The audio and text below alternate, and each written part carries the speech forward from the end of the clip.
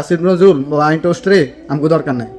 এই লোকটার বিশেষ চাই ভাই, কে কিভাবে নিবেন তাতে আমার কোনো দেখার বিষয় না, যায় এও আসে না ভাই। এই লোকটার আমরা পদত্যাগ চাই, প্রবাসীরা যারা আছি সবাই এর পদত্যাগ চাই ভাই। ভাই আগে যারা ছিল তারা কিছু না কিছু করছে, প্রবাসীদের জন্য কিছু না কিছু একটা না একটা কাজ করছে, কিন্তু এই মাদার টোস্ট আসার পরে কি করছে আমাকে প্রবাসীদের লাগে কি করছে?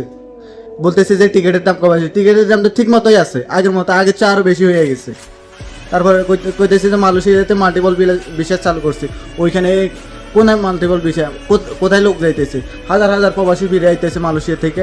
তারপরে দুবাইতে মনে করেন যে ট্যুরিস্ট ভিসা ছিল, ওইটা পর্যন্ত বন্ধ হয়ে গেছে। 2টা বছর আমাদের কানটা বাল ফালাইছে, প্রবাসীদের কি বাল ফালাইছে ভাই। এদেরকে আমাকে দরকার নেই, প্রবাসীদেরকে আমরা মনে করেন যে এত অত্যাচার অত ত্যাগ স্বীকার করার পর আমরা বাংলাদেশ থেকে কিছু পাই না ভাই সরকারের তরফ থেকে। তারপরে এই একটা আছে মাদার টোস্ট, মাদার টোস্ট বলে সব কিছু করে ভালো, এই করে ভালো সে করে আমরা বালটা করে ভালো, বাঞ্চদের বাচ্চা মাদার টোস্ট। তারপরে এয়ারপোর্টে মোবাইল নিতে একটা বেশি, এখন 2টা নিতে দিব না বাইরে ভাই। কি এগুলো, কি এগুলো তো ভাই 2-3 বছর পরে বাংলাদেশে যাইতেছে, একটা মোবাইল যদি ফ্যামিলি লাগে নিয়ে না যাইতে পারে তাহলে কি ডাইলটা নিয়ে যাবো বাংলাদেশে? বাংলাদেশে তো যাওয়ার দরকারই হয় না ভাই। নিজের কাছে তো অলরেডি 2টা মোবাইল থাকে, আমার কাছে এমনিতে 3টা মোবাইল পড়ে রয়েছে ভাই। একটা ইউজ করি, একটা দিয়ে মনে করেন বাড়িতে কথাবার্তা বলি, একটা ডিউটিতে নিই, 2টা এমনিতে মোবাইলও পড়ে যায় প্রবাসীদের কাছে ভাই।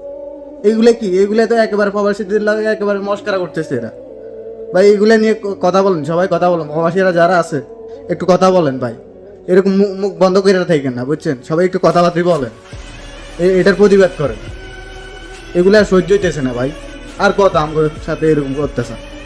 একটু কথা বলেন আপনারা, এগুলো নিয়ে প্রতিবাদ করেন। এর কত দেখছাই আমরা সবাই ভাই, এরা আমাকে দরকার নাই। এই আসিফ নজরুল আইন টোস্ট রে আমাকে দরকার নাই।